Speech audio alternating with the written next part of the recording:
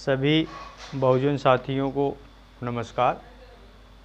मित्रों, सबसे पहले तो मैं आपसे गुजारिश करूंगा, निवेदन करूंगा कि आप हमारे YouTube चैनल समाजवादी क्रांति को सब्सक्राइब ज़रूर करें। तो मित्रों, आज अब आपको बता रहे हैं कि जो भी OBC SC ST का बहुजन समाज के लोग इस घमंड में जी रहे हैं कि हमारी आबादी ज़्यादा है, इसे कोई मिटा नहीं सकता है, मैं उन्हें ये कहना चाहूँगा कि सिर्फ 2 मिनट का समय निकाल कर इस वीडियो को पूरा देखें और इसको अपनी आम जिंदगी में अमल करें। आखिर न्यायालय से OBC कैसे, क्यों और क्यों मिट गया।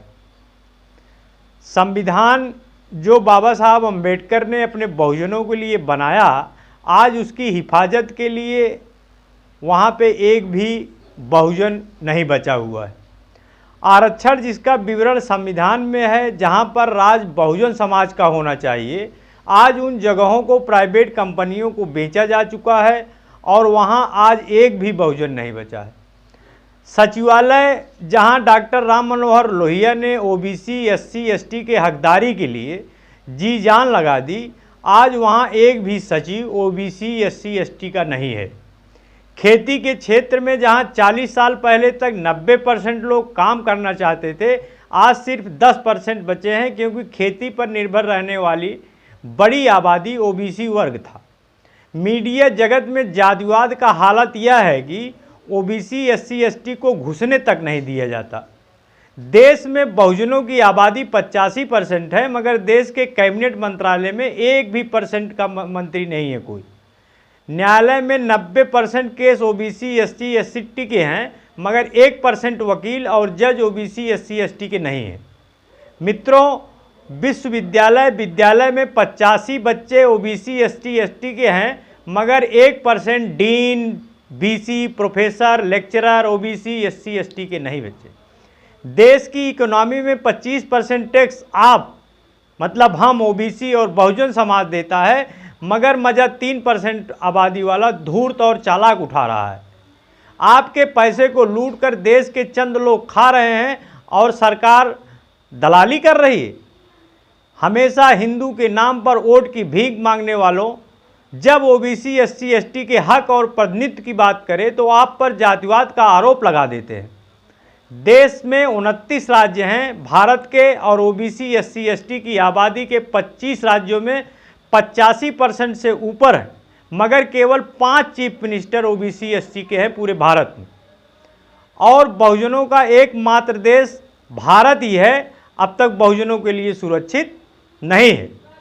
तब मुझे बहुत अफसोस हुआ और लगा हम कितने अलग अलग और वो लोग कितने एक हैं। भारत OBC SC ST का है और हम सब भारतीय, और भारत के हर संसाधन पर हमारा हक होना चाहिए। और अगर आपको भारतीय होने का गर्व हो तो इस वीडियो को इतना फैला दो कि यह वीडियो मुझे वापस किसी बहुजन भारतीय द्वारा ही दोबारा मिले। दिल्ली सुप्रीम कोर्ट में एक OBC भाई ने जनहित याचिका डाली थी कि मंदिर में एक ही जाति का मठाधीश और पुजारी क्यों होता है, लेकिन उच्चतम न्यायालय ने उसकी कोई सुनवाई नहीं की। यदि योग्यता और बराबरी का हक वेद और पुराण के खिलाफ है, माननीय सुप्रीम कोर्ट के हिसाब से भारत में बराबरी और संविधान की बात हराम है। क्या नेता इस कुछ टिप्पणी देंगे? अजीब कानून है भैया। अपने पैसे से देश लाइन में लगा है, जनता का पैसा खाने वाला माल्या 5 सितारा होटल में पड़ा है। और ये जो कह रहे हैं कि कोई मजाक नहीं है, कल ये आपके शहर में भी हो सकता है। अगर ये किसी OBC SC ST किसान लेकर भागा होता तो इस जातिवादी मीडिया ने आपको पकड़कर तिहाड़ की जेल में डाल दिया होता।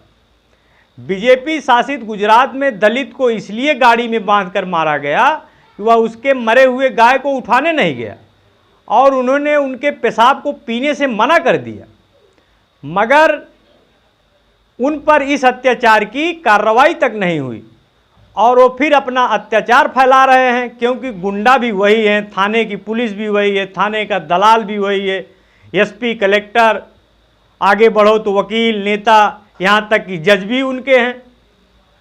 आरएसएस का तमाशा यह है कि वोट के लिए हिंदू धर्म का सहारा लेते हैं, लेकिन जब देश के 85% हिंदुओं ने आरक्षण के लिए आंदोलन किया तो उन्हें गोलियों से भूंज दिया गया। अभी आपने पीछे सुना होगा 18 पटेल युवकों को गुजरात में गोली मार दी गई। और जब भारत को आज़ादी मिली तो तिरंगे को जलाया, तिरंगे से उनकी नफरत और जय हिंद पर आपत्ति, इस सब चीज़ आरएसएस का उदाहरण है। पुलिस ने उस वक्त कुछ लोगों को गिरफ्तार किया, लेकिन वो सब एक जात के थे, प्रशासन ने जातिवाद दिखाया, उनको छोड़ दिया। ध्यान रहे, अनपढ़ लोग नहीं, वो पैदाइशी चालाक थे और आज भी हैं। एकता में ही ताकत है, इसको समझिए आप लोग। अभी जब यूपी में 56 एसडीएम की फर्जी खबर मीडिया और सोशल मीडिया पर उड़ी तो विशेष जात के लोग बौखला गए थे, क्योंकि मामला यादवों से जुड़ा था। इसलिए अन्य जातियां भी हर तरीके से इनके साथ हो गई, क्योंकि यादव विरोध पर मैंने अब तक सबको एक झंडे के नीचे देखा है। अब तक 110 के करीब उनके उत्तर प्रदेश लोक सेवा आयोग में चयनित हुए हैं। कोई शोर शराबा नहीं है, सब खामोश हैं। अगर यादव बनता तो पिछड़े और दलित भी विरोध में आ जाते हैं। मुझे पिछड़ों और दलितों की स्थिति उस कटी पतंग की माफिक लगती है, जिसके पाने के लिए पीछे सब दौड़ते हैं और नहीं मिलने पर फाड़ देते हैं। ऐसी ही स्थिति पिछड़ा और दलित में प्रतीत होती है। जब अनिल यादव उत्तर प्रदेश लोक सेवा आयोग के अध्यक्ष थे, तब इलाहाबाद की सड़कों पर बड़ा हंगामा हुआ, जुलूस निकाले गए, तोड़ फोड़ की गई और समूचे यादव समाज को गालियां दी गई। उपद्रवी यही नहीं रुके, यादवों के गाय बैल तक को डंडों से पीटा था, क्योंकि वो यादव नामक पिछड़ी जात से आते हैं। रातों रात लोक सेवा आयोग का नाम यादव सेवा आयोग लिख दिया गया। मैं कल्पना करता हूँ, जब यूपी या बिहार में पहला डीएम जब पिछड़ी जातियों से बना होगा, तब लोगों की क्या प्रतिक्रिया रही होगी। जब बिहार में लालू ने पिछड़ों और शोषितों का परचम लहराया होगा, या उत्तर प्रदेश में मुलायम सिंह यादव ने समाजवाद का आगाज किया होगा, आप आकलन कर सकते हैं। चारा घोटाला जगन्नाथ मिश्रा के समय हुआ और लालू यादव पर भी दोष सिद्ध हुआ, पर 7 समुंदर पार तक लालू चारा चोर हो गए, जबकि असली चोर जगन्नाथ को कोई जानता तक नहीं। आप दिमाग पर जोर डालेंगे तो इनके षड्यंत्रों को बखूबी समझ पाएंगे। ये वो लोग हैं जो किसी भी कीमत पर आपको सत्ता के केंद्र में नहीं देखना चाहते। आरक्षण तो मात्र बहाना है। अगर यादव सत्ता में आए तो सत्ता का यादवीकरण हो जाता है, मुस्लिम आए तो मुस्लिमकरण हो जाता है, बहुजन आए तो बहुजनकरण हो जाता है। मुझे मालूम है इसका कोई उत्तर नहीं मिलेगा, पर पिछड़ों को इस साजिश को समझना होगा और अपने हकों के लिए एकजुट होना होगा। ओबीसी के विरोध में हो रहे षड्यंत्र की जानकारी ओबीसी की जागृत लोगों को नहीं है।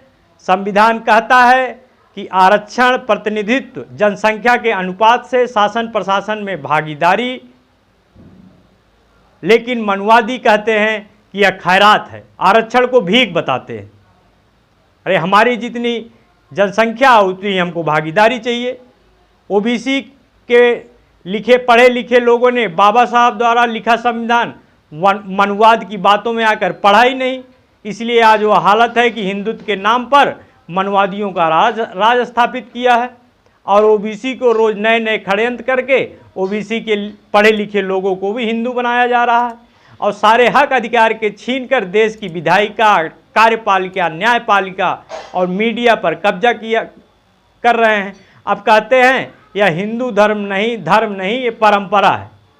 मतलब यह परंपरा मनुस्मृति के अनुसार धर्म है और धर्म का विधान लागू किया और शूद्रों के सारे हक और अधिकार छीन लिए।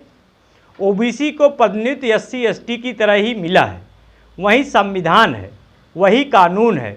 फिर एससी एसटी को 22.5% प्रतिनिधित्व, परंतु ओबीसी की जनसंख्या 52% है और 52% ओबीसी को 52% प्रतिनिधित्व क्यों नहीं मिल रहा है।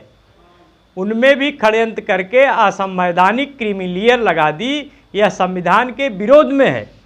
क्योंकि यह प्रतिनिधित्व का मौलिक अधिकार है। वह शासन प्रशासन में एससी एसटी ओबीसी को सामाजिक और शैक्षिक पिछड़ेपन की वजह से मिला है, न कि आर्थिक पिछड़ेपन की वजह से।